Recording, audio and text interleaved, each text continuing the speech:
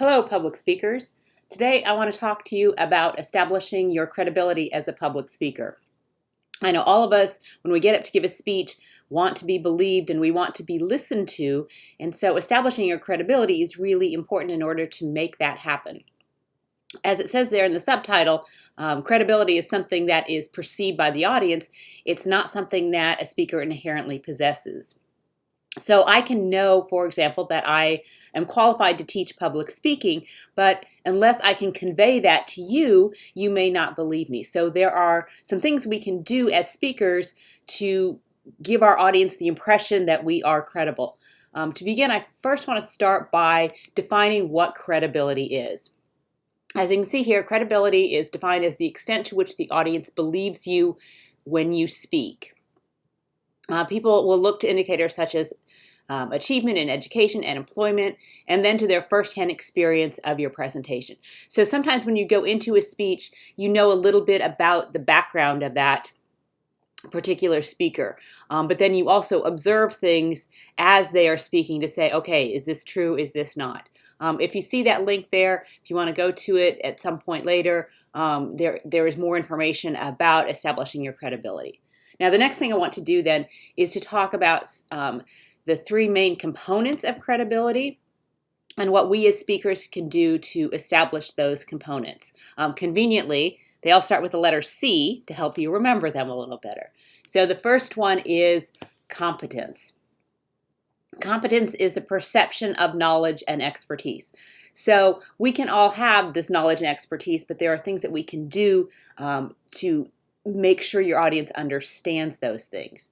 So, for example, the first one says, tell your audience of your experience or training.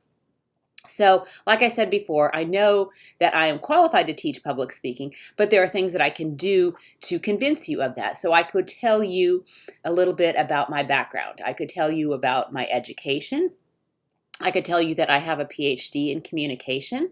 I could tell you that when I was an undergraduate, like all of you, I competed on the speech team at my college. I can tell you that I was a national quarterfinalist in persuasion. All of those things I can add those to what I say in order to convince you, okay, she knows what she's talking about.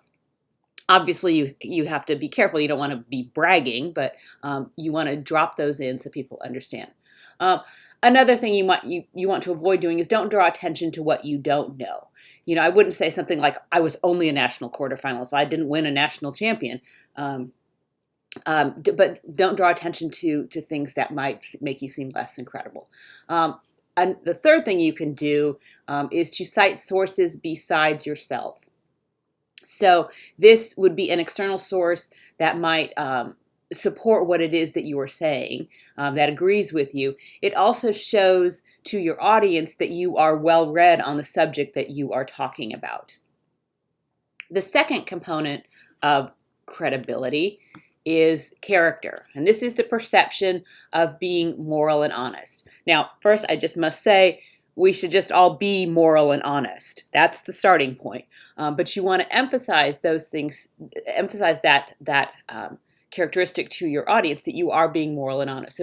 So some ways to do this is first to demonstrate your similarity with your audience's beliefs and values. You will see a lot of political candidates attempting to do this. They will say, I'm, just a struggling businessman like so many of you. They'll say, my family is important to me. The education of my children is important to me. They will emphasize those things that you also agree with.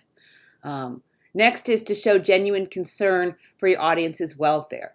You want to, as a speaker, emphasize that you are providing this information to make them better.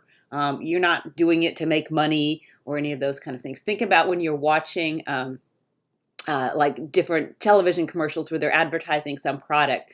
They are trying to sell you this product to make your life better. They're not saying, buy this product so I can make money. The last thing you can do to emphasize the perception of your character is to stress your fairness. You want to hear, audiences want to hear that you've perhaps looked at both sides of the issue, and that you understand the different things that could come into play with this particular particular issue. The third component of credibility is charisma. Charisma means being assertive. It means taking control of your audience. This does not, charisma is a perception of having an outgoing personality. And so the first way you want to do that is to be assertive. You want to take control of your audience. This does not mean be aggressive.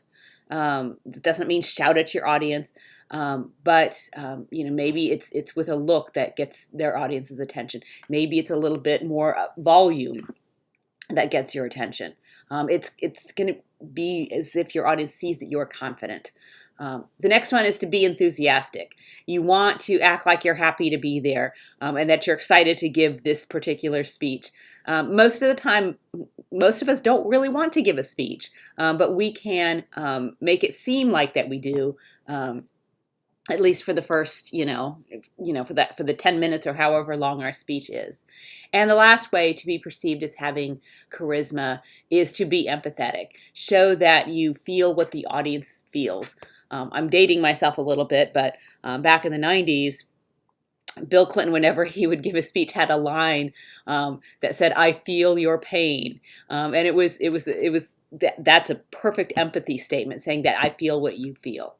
So those are the three components of credibility: competence, character, and charisma.